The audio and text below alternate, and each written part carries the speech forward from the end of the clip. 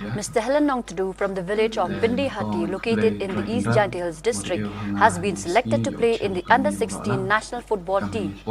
The Under-16 team India will be participating in final round of the Under-16 Asian Football Cup in 2021. There are only 16 well-known teams from the continent that will be competing in the tournament. Speaking to the media, Mr. Larming Sawian, the president of the Football Association, said that the association is indeed very delighted at the selection of Mr. Helen Nongtdu and that it will be a proud moment for it to see him play in the tournament.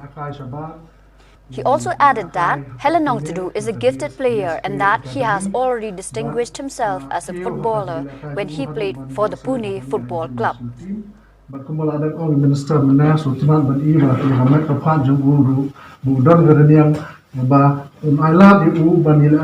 international level, position Central Defense.